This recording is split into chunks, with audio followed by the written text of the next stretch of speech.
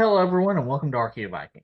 Today is going to be the first of two videos I am doing this week highlighting great civilizations in the Americas before European contact. The subject of today's video is the Tiwanaku civilization in the Andes Mountains and specifically the Lake Titicaca Basin. Now, I'm sure many of us here have heard, who are watching this, have heard of the Andes Mountains. It is the not the highest, but the longest mountain range in the world, spanning literally an entire continent, as you can see here on the picture on the left. Um, and obviously, these mountains have been the way they have been for millions of years. There's literally, you know, uh, there's no way for anyone, not only alive now, but anyone in the past to have known them really generally any other way. Now, of course, if there are any geologists who are watching this who want to correct me on this, please feel free. And generally, the same could be said for the Titicaca Basin. The Titicaca Basin, Lake Titicaca Basin, has been the same way, uh, has contained its same general shape for thousands of years. That being said, there, as you can see on the map on the right, there have been geographic borders that have been created, political borders, not geographic borders, political borders that have been created really only over the past couple of hundred years. Those being the borders dividing the Titicaca Basin between the Andes, between Bolivia and Peru, South American countries. Now, obviously, you know, it's not an incorrect way to view this region because, as I already said, these countries have shared their borders for a couple of hundred years, give or take. So, literally, everyone who's alive only knows uh, this region for its political borders that it holds now. Uh, that being said, while it's not an incorrect way to view it, obviously these political borders did not always exist. This region only took on its political borders after a long series of processes, catalysts, and events. So, in order to get a better understanding of how all this happened, we need to go back just a little bit in time to get a better look at the larger picture. Starting with the precursors to Tiwanaku, which existed between 1500 BCE and 100 CE. So the precursors to Tiwanaku really start when the Aymara speaking peoples settled in and started living in the Lake Titicaca Basin. Now, obviously, once the Aymara people settled in this region, they began to develop their own distinct cultural identities and cultural practices, which have been extensively studied by archaeologists such as John W. Janusek. I believe I'm pronouncing that correctly, Janusek, and his paper, Tiwanaku and its Precursors, Recent Research and Emerging Perspectives. In this paper, Genesec looks at the archaeology of the various time periods leading up to, and of course, past the Tiwanaku culture, as you can see on this map here, specifically looking at the preceding cultures of Tiwanaku, with those specifically being the Chiripa culture, which is known for a culture that is known for constructing various different types of walled villages as well as mounds, like stone and earthen mounds, as you can see here in this image here, and also in this image here showing the different layers of the specific mound that was looked at in one archaeological survey known as the Monteculo mound.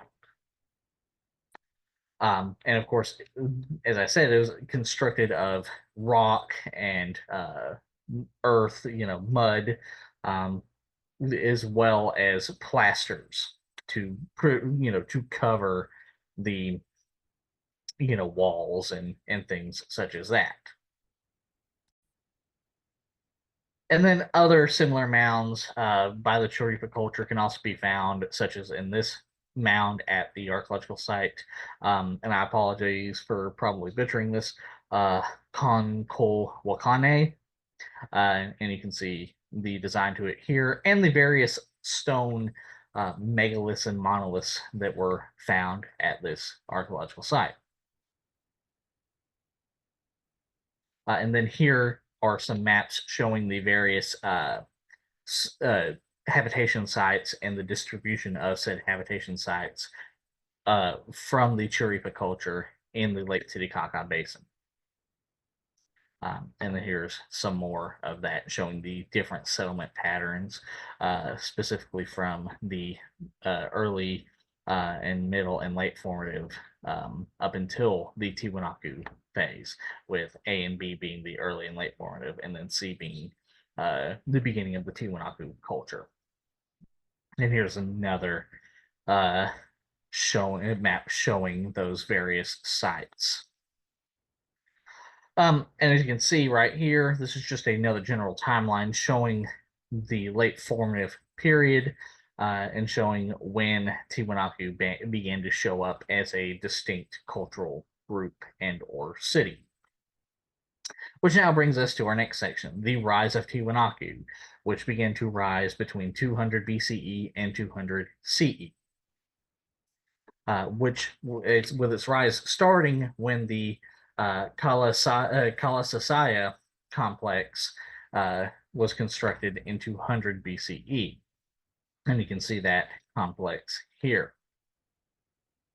And here's just some graphs showing the, and tables showing the carbon-14 dates and other dating methods that were used to determine when the Kala, and I'm sure I butchered this previously, the Kala Sasaya monument.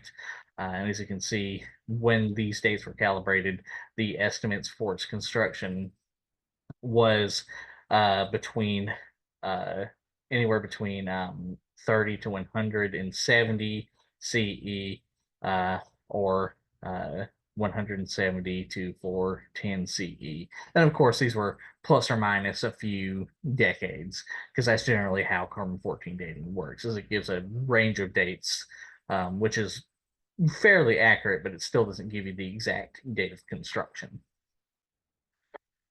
And again, you can see here that in the middle, in this table, in the middle formative and the start of the initial late formative, there are no decorated ceramics in the region. And then at the start of the late formative, around the time of the construction of the Kalasaya complex, then you begin to see the first appearance of Kalasaya red-rimmed ceramics and other similar types of ceramics. And you can see here on this map the distribution of these types of ceramics associated with the Kalasasaya complex.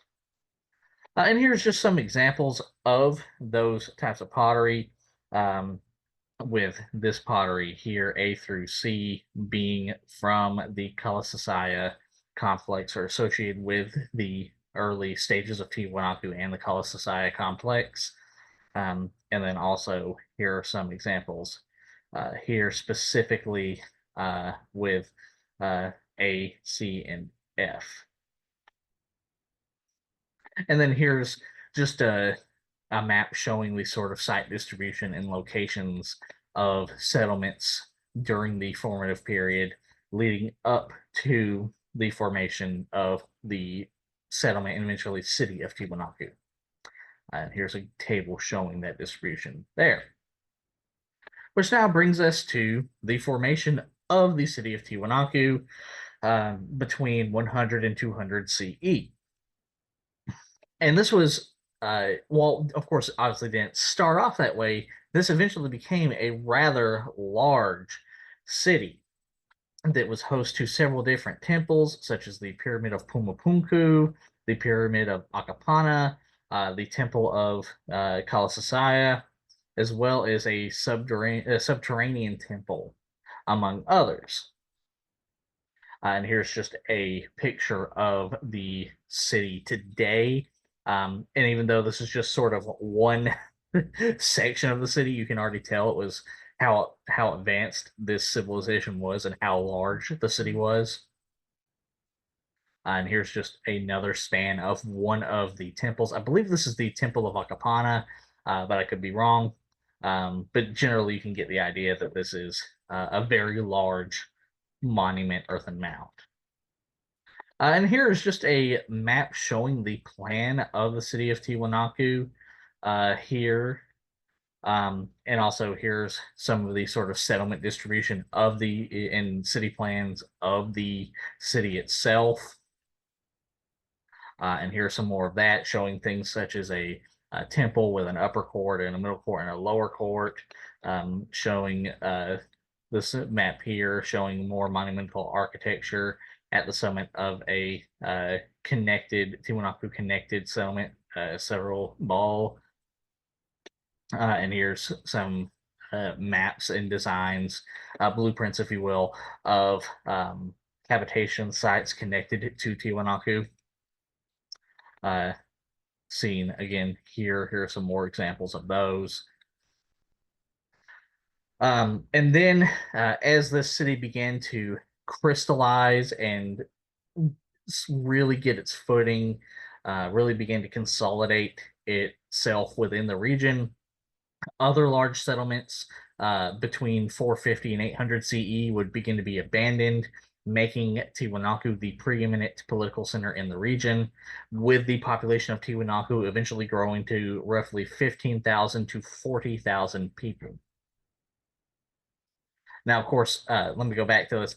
Now, of course, this is um, an estimate. It's not exactly what we're not exactly archaeologists are not exactly sure what the population was of for Tiwanaku, but generally, you know, if you count just the city center, generally archaeologists um, in the sources state that it was between in the city center itself. It was between 10,000 to 20,000, with the sort of suburbs, if you will, the metro area, if you will, if we want to compare it to cities like, say, Atlanta or LA or London or etc., then you can increase that population size to 30 to 40,000 people. And much like you would assume with all of the other uh, political sites and cities beginning to be abandoned or having population decline, you can see in this map just sort of what that would have looked like, leaving again Tiwanaku as maybe not necessarily the only major political site in the area, but the biggest, and of course the political site with the most authority. And then here's a map showing the various settlement clusters of the Tiwanaku Valley in what is known as the Tiwanaku 5 period. And as you can see, here's Tiwanaku, and then here's all their various little mini settlements around the area. And then, of course, as comes with every major city found in archaeology, archaeologists want to understand what the urbanization and of the city looked like. Like, what did the city look like before, of course, it eventually collapsed and was, overgrown and buried and things like that. Because when archaeologists find ancient cities, they look not.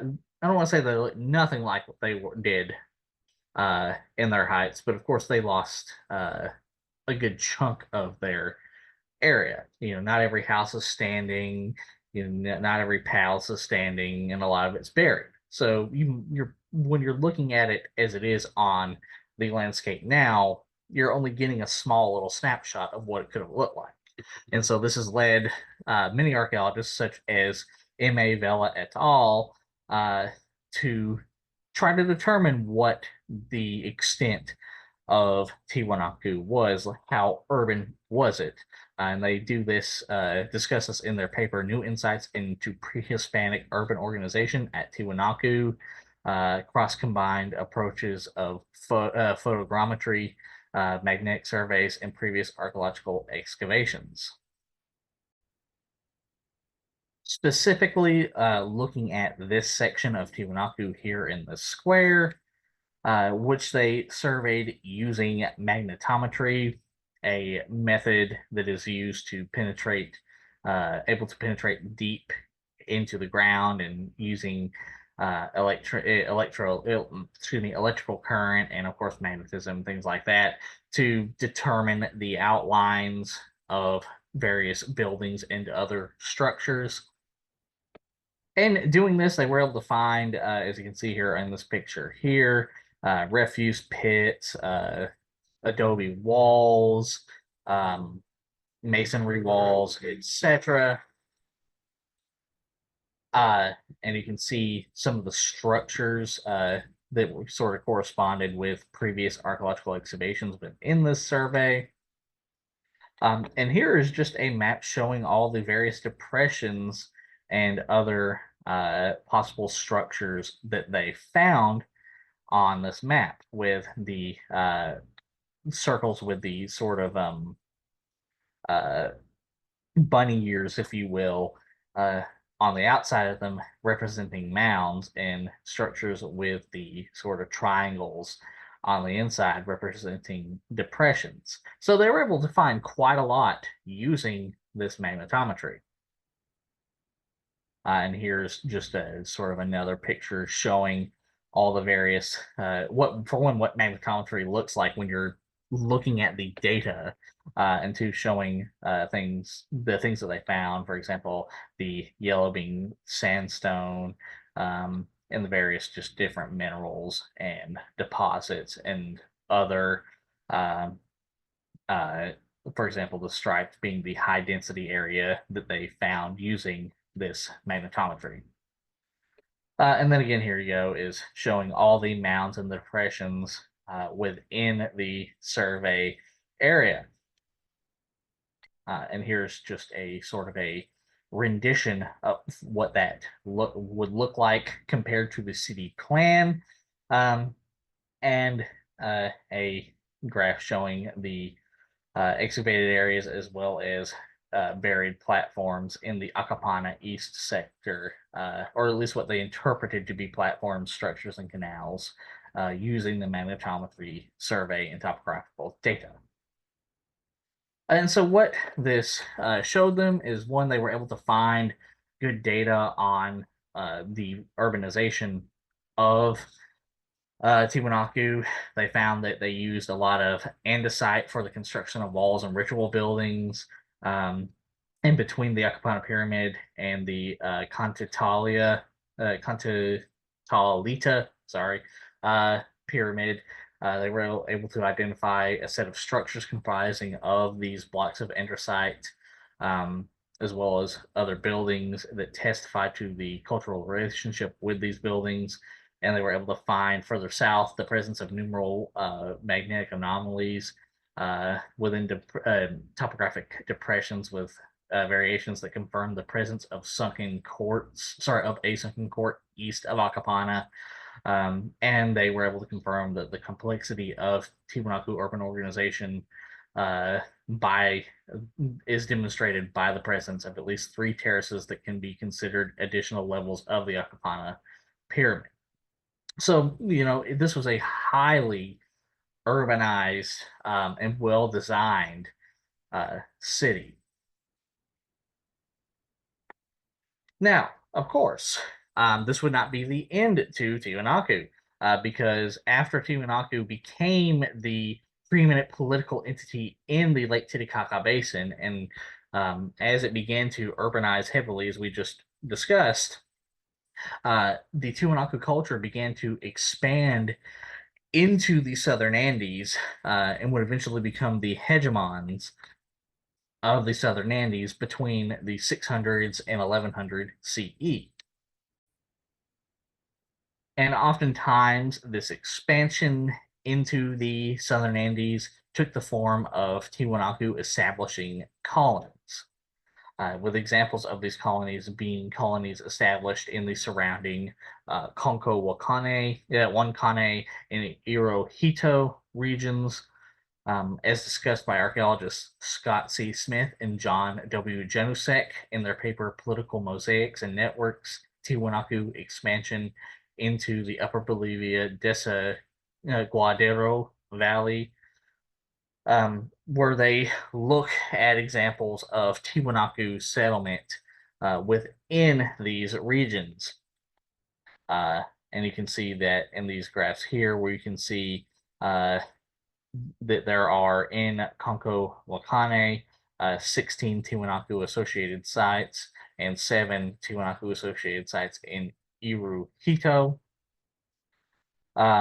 with radiocarbon measurements associated with Tiwanaku occupations seen here, where you can see that they begin to settle in this region depending on whether or not you use 1 sigma or 2 sigmas, either between with 1 sigma between the late 670s, 680s CE through the 770s CE, or if you use 2 sigmas, you get between the 650s and 860 CE, with a general mean being they settled into this region sometime in the 730s, give or take, with earlier examples being found in the 340s and 470s CE. And here's just a map showing the various the Tiwanaku occupation here. Here are the middle and late formative occupations that we talked about earlier in this video. And again, here's that here in this map. And again, you see over here in this map, the Tiwanaku associated settlements. And within these settlements, how we can often tell, other than, of course, the genetic data that the Tiwanaku culture began to settle in this region, is in archaeological excavations at places such as Iroquito. There was found Tiwanaku period pedestals and other occupational pieces of archaeological evidence. So, i.e., evidence of the presence of the Tiwanaku religion being found in the archaeological record, or religious items. And we'll talk about the Tiwanaku religion later in the video. And then at other places, which we already talked about a little bit, such as Cerro Chicha, there was found Tiwanaku pottery within the archaeological record, again attesting to, if not a Tiwanaku occupation, at least trade with the Tiwanaku culture. And then a little bit to the west, another example of a Tiwanaku colony in the region is the Moquegua colony in Peru. And here's a map showing where Moquegua is located. And as you can see here, it's located way over here in Peru, and way over here is Tiwanaku. And some of the evidence of the Tiwanaku culture being located in this area, being the presence of Tiwanaku-style cemeteries within the colony, were in these burials, they found a combination of Tiwanaku practices and Western Peruvian burial practices, which is something you would expect when 2 cultures were coexisting together. In terms of the Tiwanaku burial items, they found things such as plain wooden spoons, a pin, a comb made from a cactus needle, and a gourd vessel, which resemble Tiwanaku burial offerings. But they also found offerings that were popular within West Peruvian burial practices that differed from Tiwanaku funerary goods, such as shell ornaments and stone beads made from green and white stone. And they also found a headdress made from a camelid fiber, not camels like Egypt or Mongolia. Camelid meaning a member of the camel family, such as a llama or an alpaca. And these headdresses were never found in Tiwanaku internments. So this is something that was probably a practice done in the Western Peruvian area. And they also did not find any Tiwanaku style ceramics. And here's an example of those burial goods where you see a lot of the West Peruvian style burial goods, fish hooks, because the West Peruvian cultures tended to be fishermen, seashells, and then, of course, the Camelid band. Um, then there were also the Tiwanaku related items, the ornaments found from the Tiwanaku related burial plots in M10X, such as like the comb made from cactus needles and things such as that. And here's just a map showing the various sort of trajectory of the Tiwanaku expansion into the southern Andes. With during this period of time, the Tiwanaku culture having a rather large area of influence. Again, I do want to make this very clear. This was not an empire in the traditional sense. There is no evidence of conquest or controlling of these regions by, say, governor or anything like that. This seems to be just establishing colonies and then having some degree of influence via cultural exchange. And that's about it. It's not an empire like, say, the Roman Empire or the Persian Empire. It's a hegemony, meaning that you have a lot of influence over regions, but these regions are still predominantly independent. But still, it still had a wide range of influence nonetheless, empire or not, reaching its extent during this period of time, covering parts of Peru, Chile, almost the entirety of Bolivia, as well as parts of Argentina. And this is evidenced by genetic evidence found by archaeologists such as Daniela Popovic et al. And their paper titled Ancient Genomes Reveal Long-Range Influence of the Pre-Columbian Culture and Site of Tiwanaku, where they look at genetic evidence from Peru, Bolivia, and Chile, as well as Argentina. And they found that during the Tiwanaku period that, well, yes, sure, of course, there was a large degree of people from the ancient Lake Titicaca Basin, seen in this graph here, that there was also a lot of people based off genetic evidence that came from areas such as Gran Chico, the Peru and Brazilian Amazonian area, as well as Colombia and the southern Peruvian coast. With, of course, this increasing quite a bit during the 9th century CE or the 800s, well into the 10th century or the 1100s CE. Now, as you saw, might have noticed earlier in the graph, the first map showing the expansion of the Tiwanaku culture into the Andes, there was also another culture that was expanding at the same time, and that was the Wari culture. And of course, when two major cultural groups are expanding in the same general area, it's probably inevitable that they will cross paths. And that's, of course, exactly what happened. As you can see, again, in this map here that we've already seen a little bit of, where as Tiwanaku was expanding into southwestern Peru, into Bolivia, Chile, Argentina, etc., the Wari culture was expanding into southwestern Peru as well. And you can see here that they, for a good chunk of their history, the Wari and the Tiwanaku cultures shared a rather fluid political border. This map is, of course, a little bit too simplistic.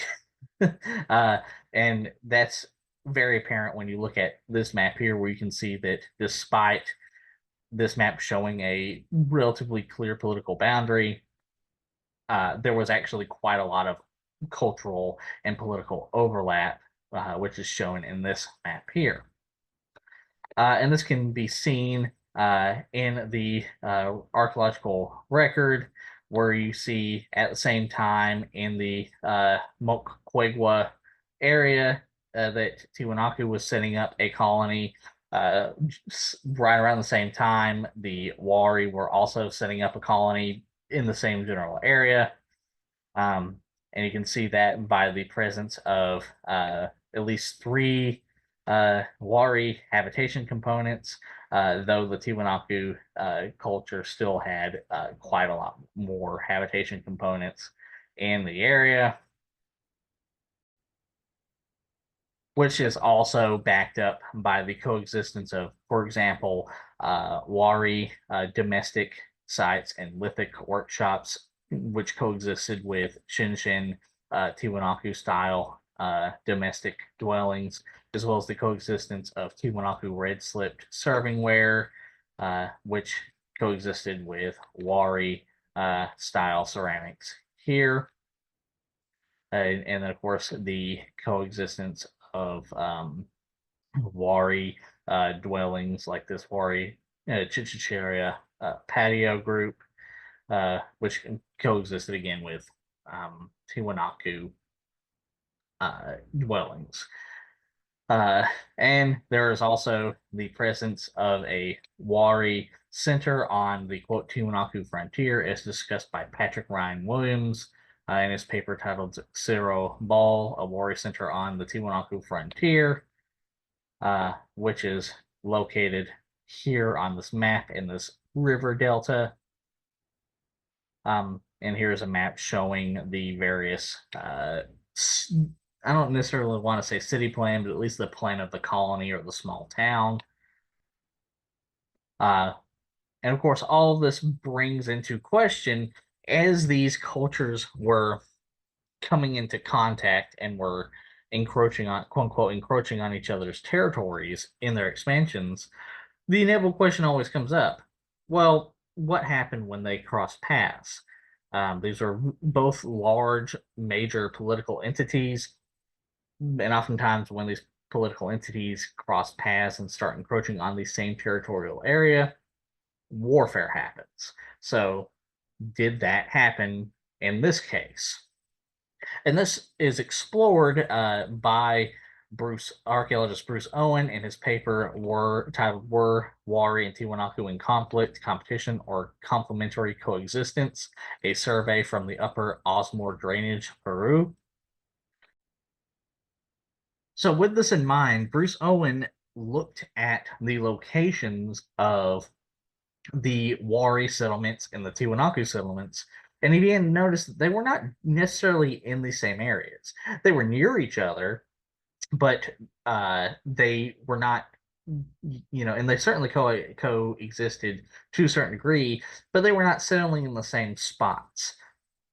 In fact, it seemed like the spots that the Wari were settling in were spots that were, if not completely unpopulated, were fairly underpopulated. And so, of course, this begs the question, why were the Wari doing this? Well, were they, say, trying to take control of, say, obsidian sources that were in the area? No, these were relatively low quality obsidian sources. Were they perhaps trying to take control of copper sources? No, the copper in this area was also low quality. What about stones and precious gems for, say, bead production? No, this was relatively low quality and stones, and also the stones in the area that were good quality were fairly scarce. So that led to the question, that led Bruce Owen to the conclusion that one of two things happened. Either the Wari settled in the area to exploit arable land for agriculture that was easily cultivated and easily irrigated, or they moved into the area to control traffic and trade between the coastal area and the Osmore valleys and the Altiplano area of the Andes, or both. And he also noticed that while the Wari expanded rapidly into the area, there seemed to have been no significant conflict that happened, suggesting that there was a peaceful coexistence going on. Um, and that essentially the conclusion overall being that the Wari moved into an empty and or underpopulated region adjacent to Tiwanaku territory, and that sure, while they probably feared attack, they had also no well-entrenched opponents, and their purpose was again either to seize control of the easily irrigated valleys and or to exploit and control trade routes. And that once this happened, uh, there was a peaceful coexistence, and any possibility of Tiwanaku expansion and conflict never materialized. All right, now this brings us to our next section.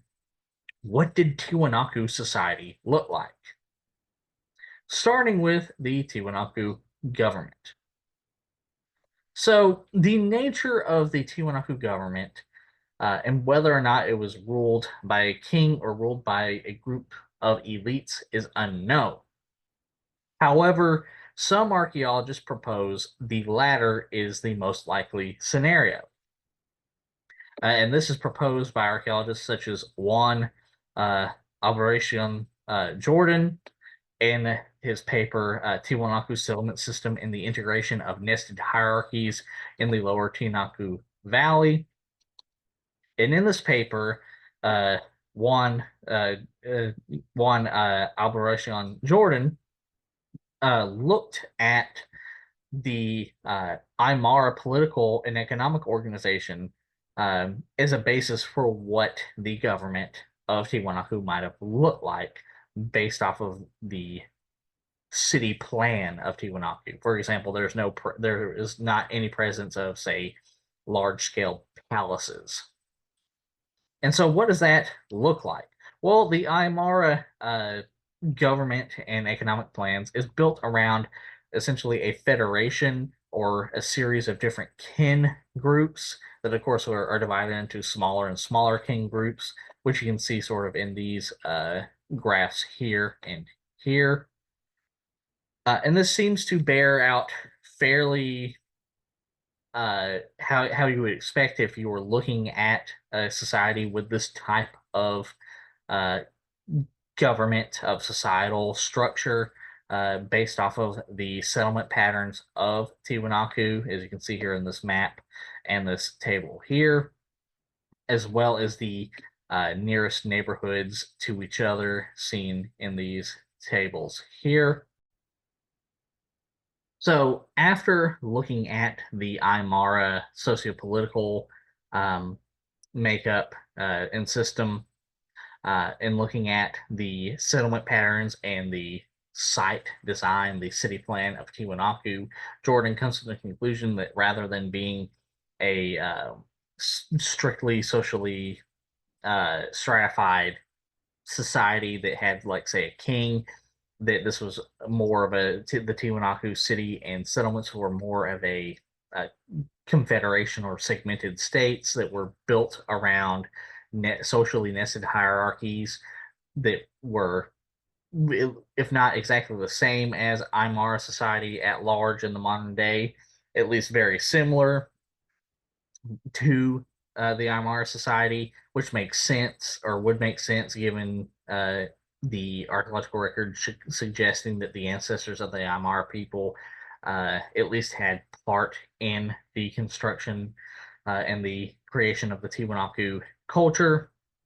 And also, they found that there seemed to have been specialized groups different groups who specialized in the manufacture of certain crafts, and that Tiwanaku society at large grew out of and was sustained by multiple multiple agrotechnological substratums. And this is backed up by other archaeologists such as Mark Burnham in his paper titled Domestic Life and Vertical Integration in the Tiwanaku Heartland, where he specifically looked at Look Marta, Bolivia, where he found looked at various artifacts from the formative through the late Tiwanaku area periods, finding a lot of fairly utilitarian tools, such as a weaving tool, camelid mandelbone, which makes sense because llamas and alpacas were domesticated fairly early in the Andes, chipped stone hoes, and antler hoes for agriculture. And here's a graph showing the various types of tools found in this area.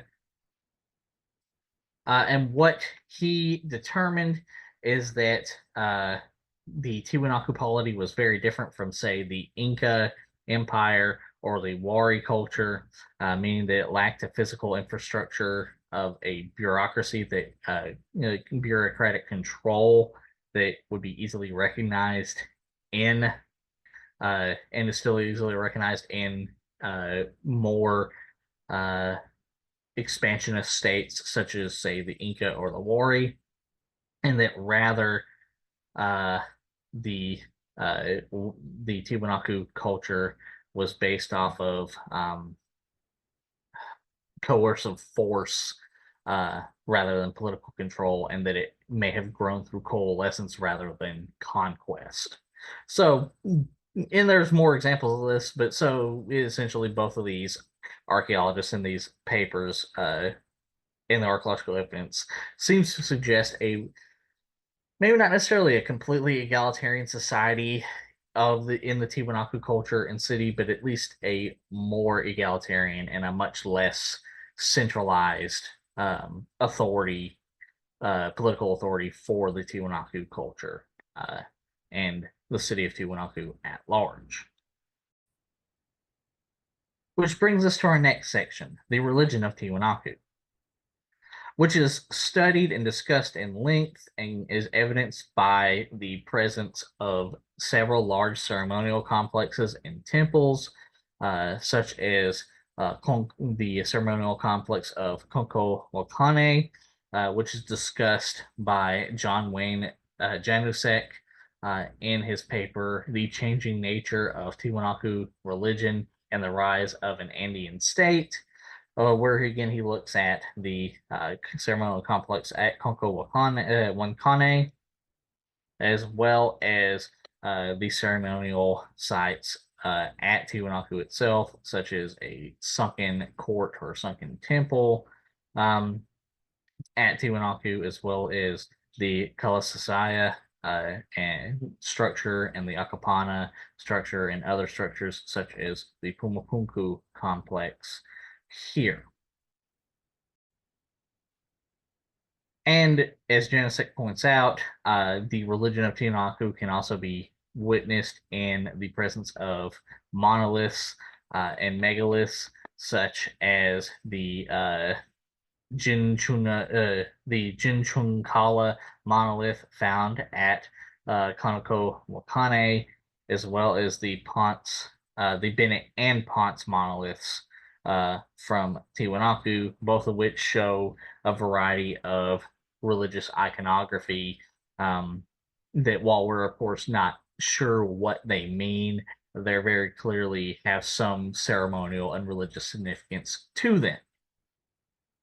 And this, of course, can be also seen at Tiwanaku, specifically on things such as the so-called sun portal, as well as the Bennett and Ponce monoliths showing religious iconography connected to what archaeologists are at least assume is a deity, though this deity is debated as to what the identity is, with some stating that this is maybe an early example of the Inca deity and Pan-Andean deity Viracocha, while others assume that this may be the a representation of the Aymara storm deity, and that these are items that the deity is holding are lightning bolts.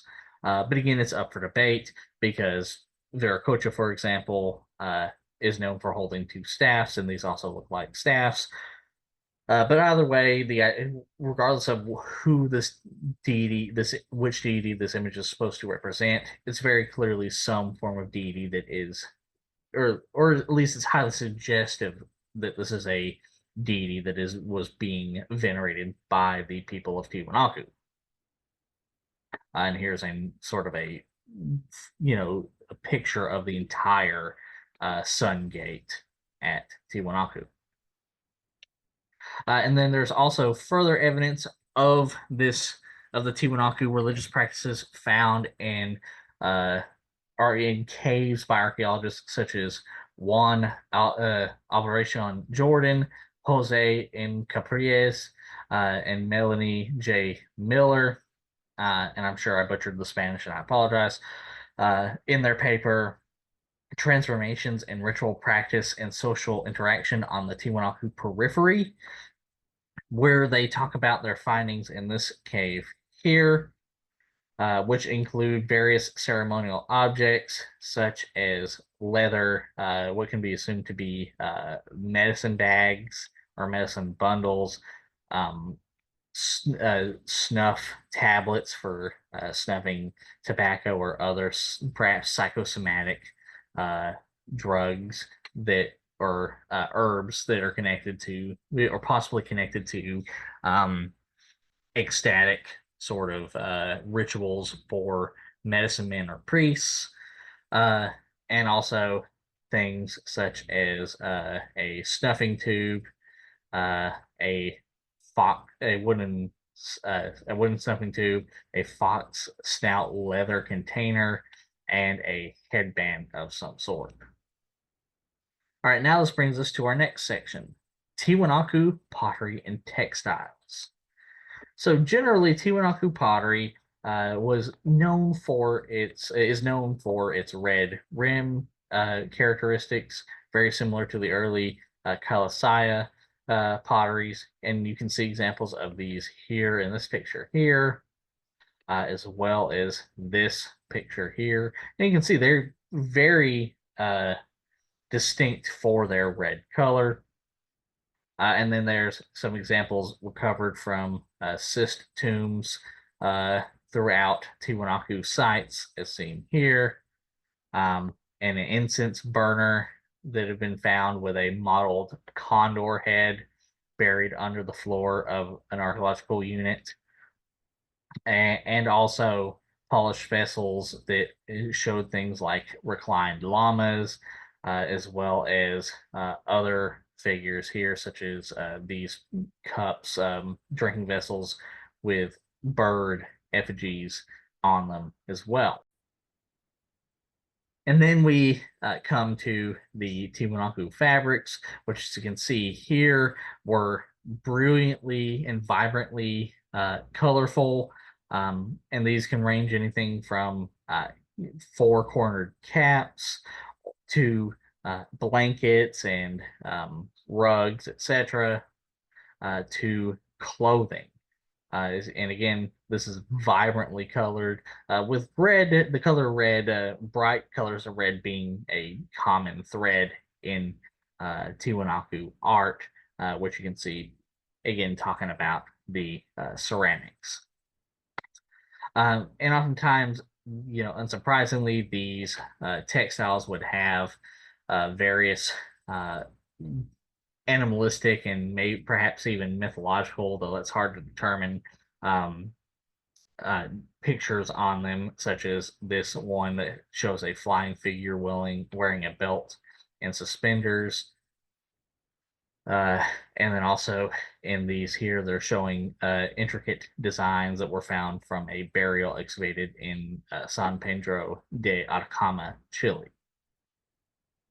And actually, you can even see on stelas and monoliths, such as the Bennett monolith, carvings of what is assumed to be fabric belts on these figures, as you can see here in this picture here.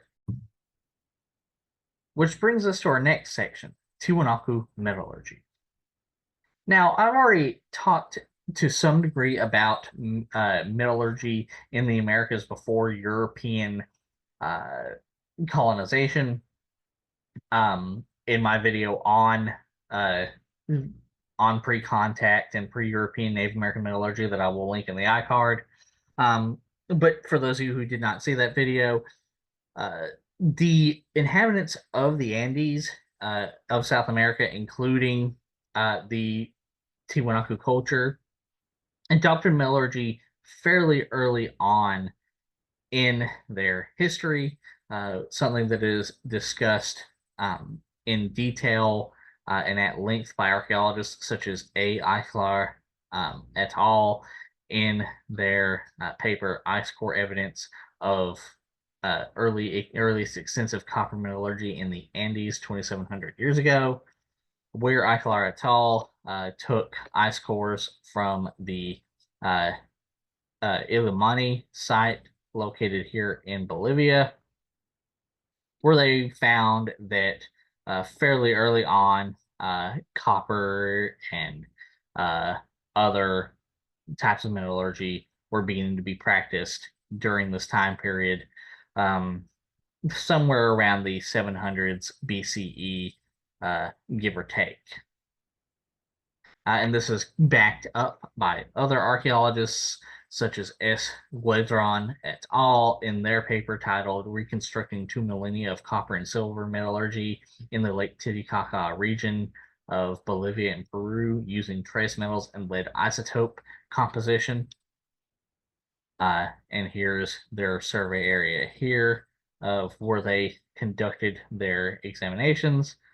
And again, they found fairly early on that during the metallurgy of like copper and silver and gold began in this region during the formative period, maybe a little bit before, again, the 2,700 year mark by Eichler et al.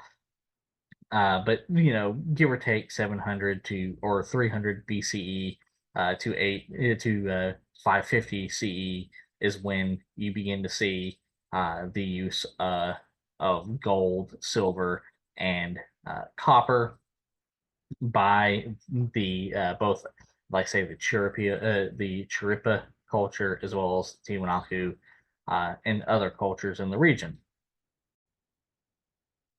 And what this showed them is that, one, the data corresponded with and backed up the earlier ice record data by Eichler et al., showing that copper mining was rising as Tiwanaku was expanding, and also showing that during for example, the late Tiwanaku period, the copper mining was primarily associated with the Titicaca Basin, whereas this began to change towards the Altiplano region after the Tiwanaku period, and that also during the Tiwanaku period, mining and metallurgy was primarily associated with the exploitation of copper ores. But also they would exploit things such as gold and silver as well. And then, of course, Guedron et al. Point out that while they found this evidence, that further high-resolution studies on the Tiwanaku period would be of great interest, which is generally par for the course. Oftentimes when archaeologists find evidence and publish their findings, we say things like, hey, this is what we found. It seems to back up earlier archaeological evidence, but more research needs to be done. Archaeologists, we archaeologists do tend to be like, well, yeah, we found something, but we don't know 100% sure if this is it, so we need to do more and more research to determine if this is correct. So here are some examples of copper and bronze objects forged by the Tiwanaku culture, with these examples being things like copper and bronze ear spools, as well as copper and bronze architectural cramps, such as this one found from the Pumapunku pyramid at Tiwanaku itself. And of course, the metallurgy used by Tiwanaku, while Guedra Natal pointed out that the metallurgy was mainly based around copper deposits, it wasn't only around copper deposits. Gold and silver objects were also made as well, which can be seen in examples in this picture here, such as these barrel masks and gold llama figurines or gold rings and gold bands, uh, gold spools and gold pendants, etc. Which now brings us to our next section, the trade networks of Tiwanaku. Starting with a look at the obsidian sources of Tiwanaku, as discussed by archaeologists Michael D. Glasscock and Martin Gesso in their chapter in the book Obsidian and Ancient Manufactured Glasses, Chapter 7, titled New Perspectives on Obsidian Procurement and Exchange at Tiwanaku, Bolivia. Where in this they look at 6 different obsidian sources, such as the Chauvet obsidian source. And what they found is that while sure, 86% of all obsidian used at Tiwanaku came from Chauvet, 14% of it came from 9 other sources, with some sites having only Chauvet obsidian, while other sites having higher percentages of non-Chauvet obsidian than Tiwanaku. And also only inhabitants from the largest centers, those who lived in Tiwanaku, Concohuacane, and Lucor Mata, utilized non-Chauvet obsidian. So it was very clear that Tiwanaku had access to a wide trade network for obsidian. That while yes, they preferred obsidian sources close to them, they were also, if we go back to this map here, interested in obsidian sources as far north as central Peru and as far south as the border of the southern border of Bolivia and the eastern border of Chile and the northwestern border of Argentina. And so after looking at all of this data, this led Glasscock and Gessen to determine that Tiwanaku controlled the flow of obsidian from the Chauvet source into their territory, at the same time making it to where other sites had to obtain their obsidian sources from other sources other than Chauvet. So meaning that, again, they had control of a wide range and fairly far apart network of obsidian. And going back to our section on metallurgy, of course, one of the goods traded by Tiwanaku was various metal objects, as discussed by Maria Teresa Plaza Colonge, Valentina Figuera Lara, and Marcos Martinon Torres in their paper titled Technology, Life Histories, and Circulation of Gold Objects During the Middle Period 400 to 1000 CE, a perspective from the Atacama Desert, Chile, where they specifically look at archaeological sites here in Chile, where they find quite a lot of gold artifacts, various spools, gold celts, gold staffs, gold bands, you name it. I mean, you can see in this picture, there's quite a lot of gold and silver objects as well.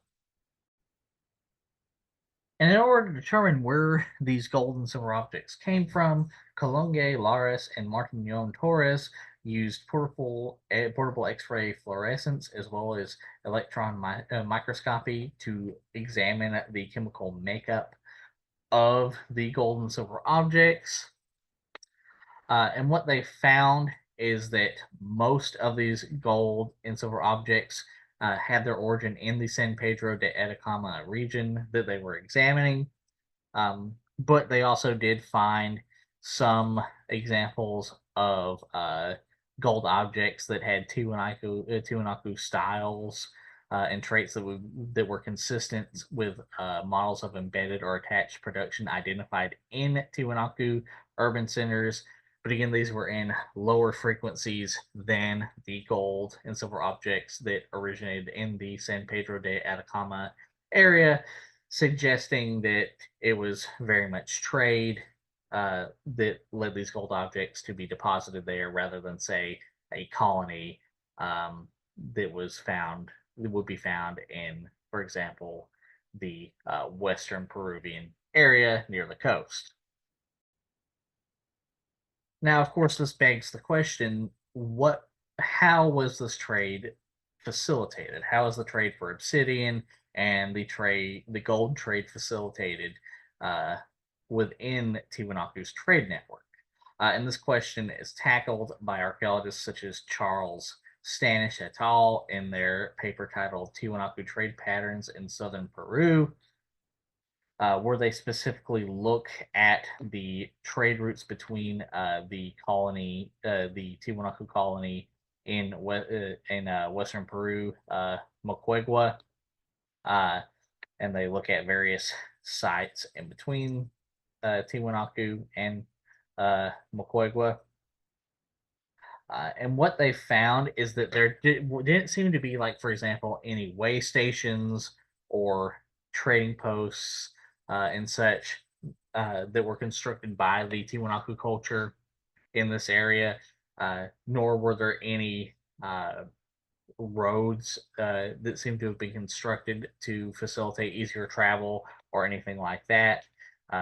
Both these way stations and roads being consistent with, for example, the Inca Empire.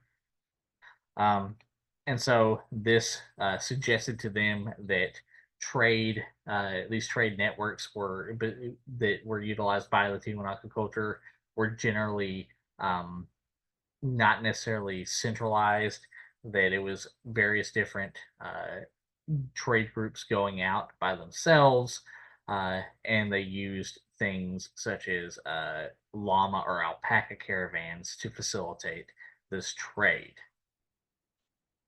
Uh, Something like you might see here.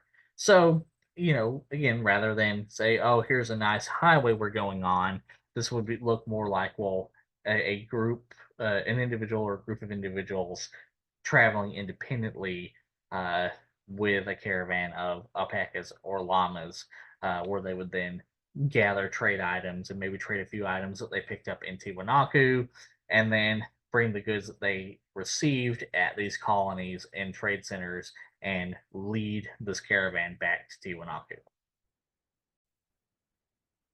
And now this brings us to our next section, Tiwanaku subsistence methods. For one thing, the Tiwanaku culture domesticated alpacas and llamas for both food and textiles. And evidence for Tiwanaku llama and alpaca domestication can be seen in various depictions of alpacas in pots and carvings, etc., which is discussed in length by archaeologists such as Sarah I. Baitzel and David E. Trigo Rodríguez in their paper titled The Tiwanaku Camelid Sacrificer Origins and Transformations of Animal Iconography in the Context of Middle Horizon State Expansion between 400 and 1100 CE. And in this paper, Baitzel and Rodríguez point out the presence of depictions of, for example, llama and alpaca caravans on Tiwanaku pots and ceramics. They point out carved camelid bones, i.e., carved llama or alpaca bones. They point out pots, Tiwanaku pots and ceramics incense holders, for example, that were carved in the shape of llamas and or alpacas, as well as hammered silver plaques of llamas and alpacas. The Tiwanaku culture also harvested varieties of fish, both in and around the Lake Titicaca, something that is discussed at length by archaeologists such as Jose M. Capriles uh, in his chapter in the book Advances in Titicaca Basin Archaeology 2, titled The State of Fish Changing Patterns in Fish Exploitation and Consumption During Tiwanaku between 8500 between 500 CE and 1100 CE in Iwalwi, Bolivia. And in this chapter, Capriles looks at various sites within this study area here, um, looking at the stratigraphy and chronology of the site dating from of the various sites within this region dating from the terminal archaic period through the Tiwanaku period and after, using flotation to gather samples of faunal remains from archaeological contexts and sites. And you can see the results of those flotations here, showing the percentage of fish remains that were found within the flotation samples. And then in terms of agriculture, for one thing, the Tiwanaku culture cultivated maize, also known as corn, for food as well as to make an alcoholic drink known as chicha, a drink that you can see here, a drink that is also still made by to this day by the inhabitants of the Andes.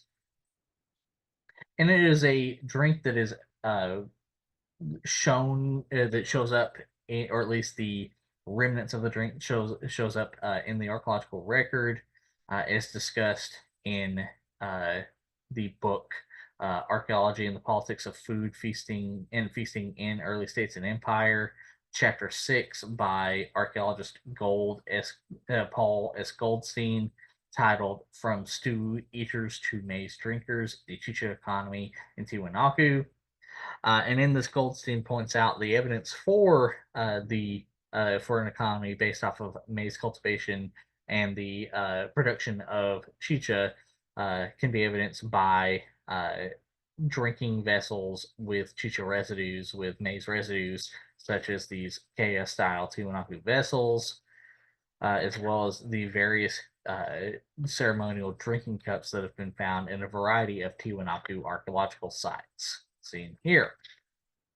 And then with that in mind, the Tiwanaku culture also cultivated other crops such as quinoa, sweet potato, yucca, and arrowroot, and also crops such as peanuts, chili peppers, carob beans, as well as cotton, with, of course, every other crop except cotton being produced for food, with cotton being produced for clothing and textiles. Uh, and to produce uh, these agricultural goods, the Tiwanaku culture utilized canals and raised agricultural beds to provide consistent fertile soil, as well as to help regulate the heat in the cold climate of the Titicaca Basin. And this is discussed at length by archaeologists such as Alan L. Colata in their paper, The Technology and Organization of Agricultural Production in the Tiwanaku State, where Colata looks at these raised beds and points out how really just ingeniously they're designed. Because as I stated, they were designed to help produce a readily available supply of fertile soil, as well as to help regulate heat. Because the Titicaca Basin gets to this day gets fairly cold at night, which is not necessarily conducive of warm climate crops such as say peppers or maize or things like that. So what the Tiwanaku culture did by creating these raised beds is one, in these little canals here, they would fill them with water and irrigate them. And then they would have the bottom of these raised fields filled with loose gravel as well as soil to help facilitate uh, the bioturbation, the sort of diffusion of water through the soil, and also the water in the canals on either side would be filled with different types of beneficial plants as well as fish that could help, with their uh, decay and their roots as well as their, animal droppings from the fish, fertilizing the soil so that when the soil sort of lost its nutrients after a certain amount of time on the raised agricultural beds. The fertile soil from the canals could be scooped out and placed on top. And also the water in the canals on the other side would during the day absorb the heat from the sun and retain that heat fairly easily because water is a low conductor, meaning it really holds in the temperature of the outside, especially as it absorbs it from the sun. And then that temperature during the night, as it got colder, would radiate out, as you can see in this picture here, warming up and keeping warm the crops on the raised beds. Really ingeniously designed uh, technology that helped facilitate the production of enough food to feed the inhabitants of the Tiwanaku city and culture.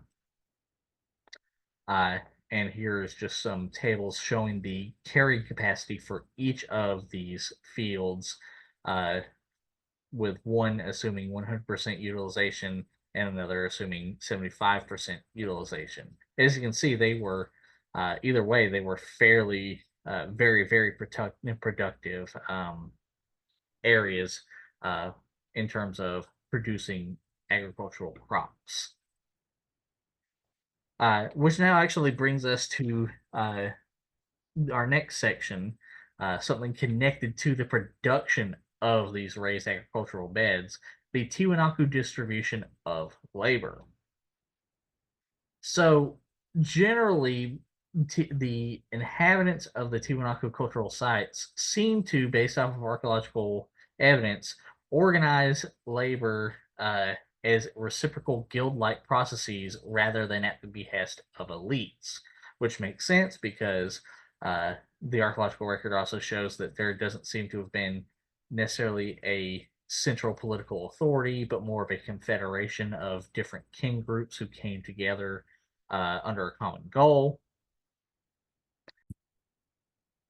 And this is discussed at length by archaeologists such as Sarah K. Becker in the book The Bioarchaeology of Community, chapter 4, titled Community Labor and Laboring Communities Within the Tiwanaku State between 500 and 1100 CE. And in this chapter, Becker looks at these sites here. And what she found is that the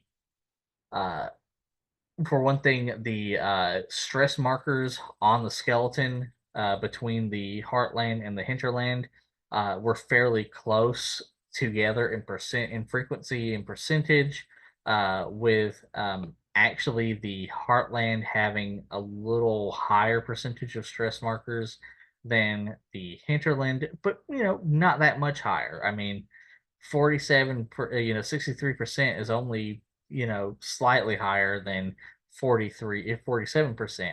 And 56% is even, even less higher, than 43%, and on and on and on. Showing that labor was fairly evenly distributed to a certain degree across the entire Tiwanaku cultural sphere. And so what this showed Becker is that while the Tiwanaku people living in the highlands had higher workloads and higher stress levels than the Tiwanaku people living in the hinterlands, that in both cases the inhabitants of the Tiwanaku culture practiced labor levels based on uh, reciprocity practices that are still practiced by the modern Aymara peoples of the highlands of Bolivia, and that the Andean peoples and the Tiwanaku inhabitants were working for relatives in reciprocal kin networks, as well as forming labor groups and creating community obligations for each other. And that this practice of community membership and labor sharing may have been something established early on by Andean peoples, as well as the fact that the results from the Heartland and Hinterlands indicate a variety of tasks performed by more localized control and possibly a regionally based labor collectives with reciprocal maize obligations between the regions, but minimal exchange of laborers. So, a fairly, not completely egalitarian, but still a fairly egalitarian, uh, division of labor nonetheless. Which now brings us to our next section, the decline and fall of Tiwanaku. So the cause of the collapse of the Tiwanaku state, of the Tiwanaku culture, is highly debated. Some archaeologists propose that regular large-scale droughts led to the decline of the agriculture within the region between 950 and 1100 CE. This hypothesis is proposed by several archaeologists, including T. Elliot Arnold et al. In their paper "Drought and the Collapse of the Tiwanaku Civilization: New Evidence from Lake Orurillo, Peru." And in this paper, they use methods including core collection, as well as age control of radiocarbon dates from samples of reeds, charcoal, and seeds, as well as carbonate sampling and leaf wax extraction and analysis. And what they found is that right around the 950 1100 mark, there was a high increase in aridity and prolonged drought that led to the essentially the failing of the raised field system, as there was not enough water left in or around Lake Titicaca to help facilitate or to continue facilitating the large scale production of crops. Which, of course, when you don't have enough food, that leads to quite a lot of problems within any society. And you can see those results here in these graphs here, and that essentially this was at least some degree to what caused the Tiwanaku culture to collapse, with the most extreme phase of aridity occurring between 950 and 1025 CE, which of course caused a massive drop in the lake water content in the region, and that the period persisted into the 13th century, even despite during 1025 CE a brief lull in this when the lake level rose above one of the sites that they cored. And that furthermore, this arid interval in the Altiplano area, as well as the Lake Titicaca area, lasted for nearly 400 years, lowering precipitation throughout the central Andes, making it impossible to overcome the drought, and this in turn led to the collapse of the Tiwanaku kingdom and culture. That being said, other archaeologists propose that the collapse of Tiwanaku happened rapidly long before the outbreak of the droughts as a result of the breakdown of community practices and social networks.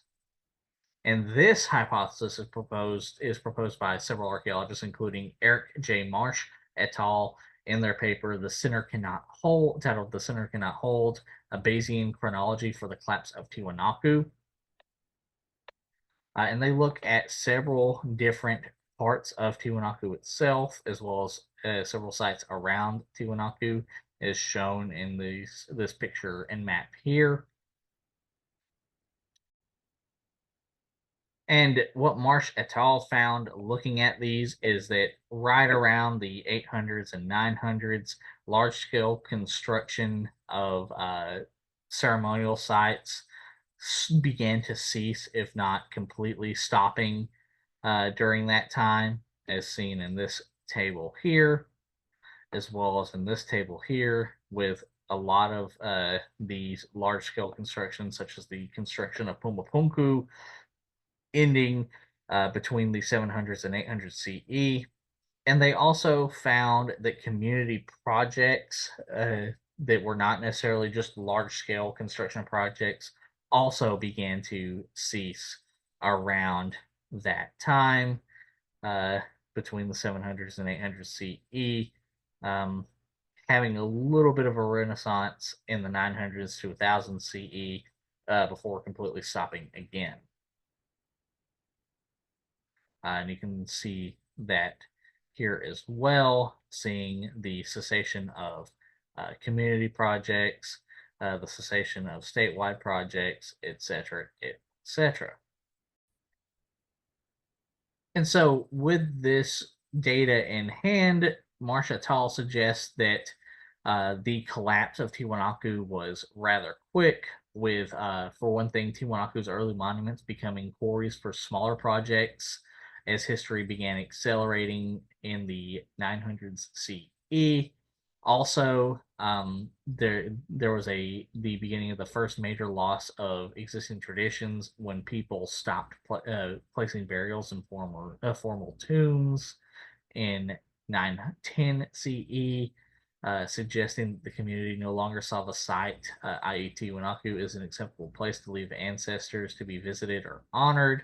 There were also violent burials that appeared in 910 CE that were short lived and unprecedented at the site, that maybe were the result of elites making a show of power, and making public sacrifices and leaving them exposed to the elements. However, if this did happen, the data suggests that these events only took place during the final generations of the occupation, and also some of the victims may have been captives in raids, but there's no indication of elites organizing violence on a large scale, as well as no indication of a strong hierarchical society, as we already talked about earlier in the video, i.e., no redistribution of features such as storage buildings, burials, former roads, way stations, etc., along with no defensive walls or structures and no military structures such as barracks, and no concentration of weapons and projectile points except in low quantities.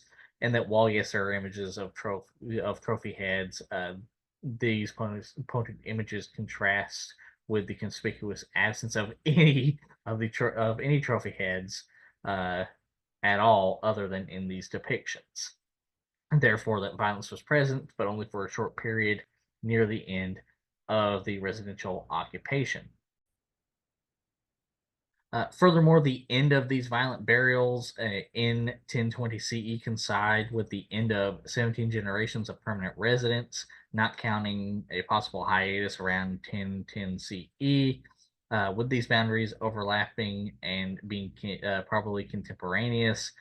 Um, the site's permanent residents during the 900 CE were likely candidates for organizing raids and violent deaths.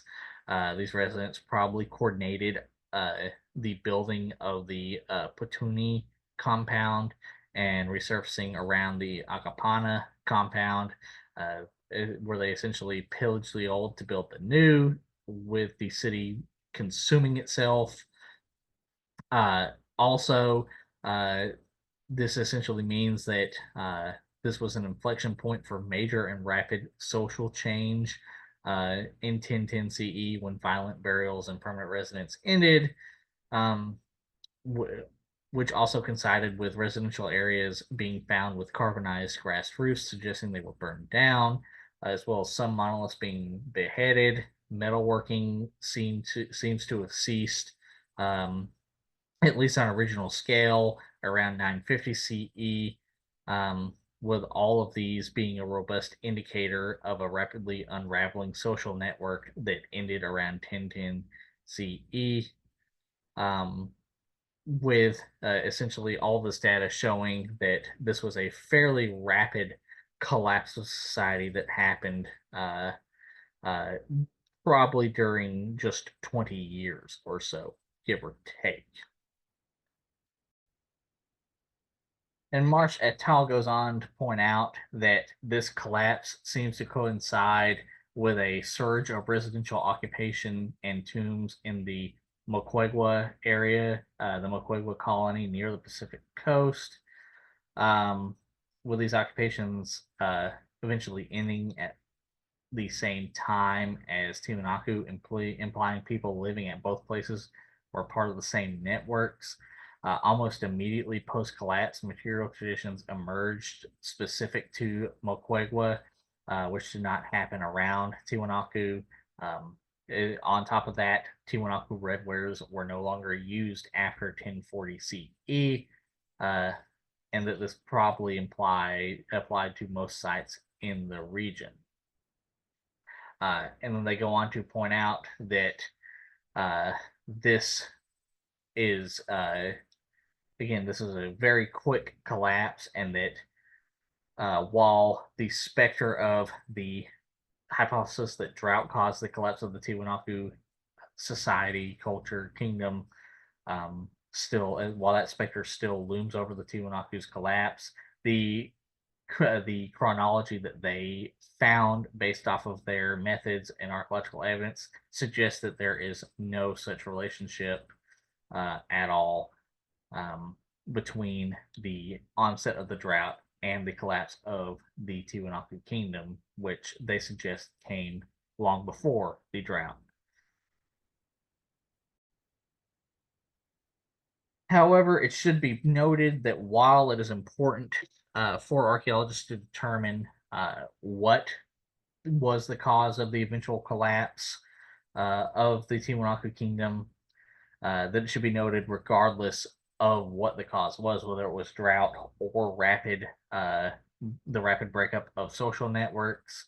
Either way, Tiwanaku collapsed and was abandoned by 1100 CE. Which now brings us to our last section, the legacy of Tiwanaku. So, for one thing, a an immediate legacy of the collapse of Tiwanaku is that many inhabitants of Tiwanaku would migrate south to the Mapuche people of Chile, intermarrying with the Mapuche, as well as spreading agriculture and introducing new words into the Mapuche language. Meanwhile, the inhabitants of Tiwanaku who did not migrate south would eventually break up and create 12 major Aymara kingdoms around the Lake Titicaca Basin between 1150 and 1477 CE, with these kingdoms being conquered by the Inca Empire and in 1477 CE, and Tiwanaku being mythologized by the Inca Empire as the birthplace of their gods. All right, that brings us to the end of our video. I hope you enjoyed learning about this fascinating and very advanced ancient civilization in the Americas. If you would like to see me cover any of the subjects I mentioned in the video in later videos in greater detail, please feel free to leave a comment in the comment section. And remember to like, share, and subscribe. And I hope you all have a good day.